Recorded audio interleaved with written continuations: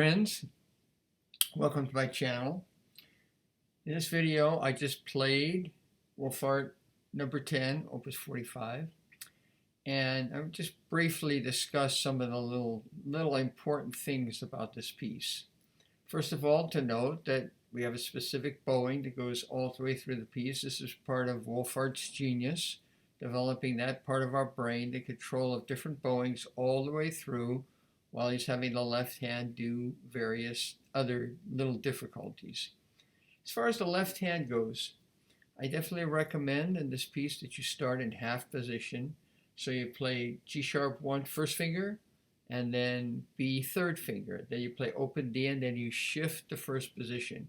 Instead of doing a G sharp first finger and B second finger, I don't like that shape like this, as opposed to this shape, and I'll demonstrate that again. So if we play, it's very, very clean versus, there's always a risk. I don't use that fingering unless I have to. They're just reaching out of position. So it's a good chance to practice your half position. And then we immediately go to 1-4, 4 on the G sharp. So the whole passage looks, there's the G sharp and there's the D natural. Again, there are many, many pieces in the early repertoire that practice this kind of a fingering. It's very good to use your fourth finger like that. In the beginning of the second bar, I like to play the E with the fourth finger, so that I don't have any chance of the E string whistling. Going along, I do the same. The second line is pretty much the same. I start with the third finger, but by the end of the bar, I'm already playing 1-4 on the E to G sharp because I have the D coming. See, just by personal preference, at the end of the second line or the beginning of that, I usually have my students play the 4-3-4. You got to move those fingers around a little, but that's good practice also. And coming the third line, second bar, do the fourth finger. Much easier there, to make it a little more difficult for the left hand with the 4-2-4 versus playing the open strings. The bowing gets unbalanced. You play one note on the E string, slur, another note on the A. That's much more complicated than play 4. See, that's pretty automatic.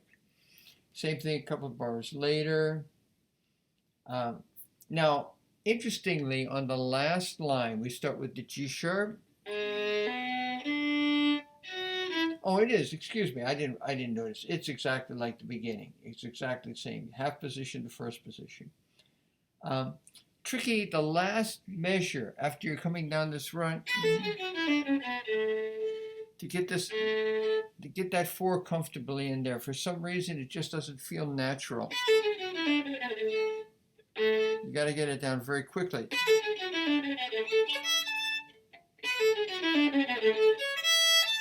And you know, you have that open E string. I play the open E string, but I have to be very careful of it.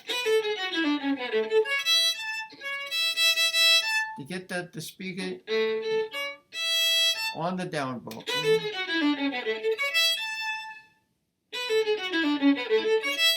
That's not easy. That's not easy. It feels uncomfortable to me. It helps a little. I really set the fourth finger A coming into it.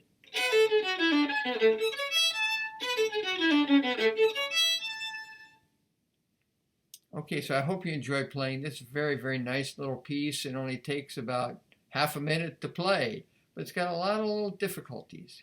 Okay, thanks very much. Have a great day. I hope this was helpful for you.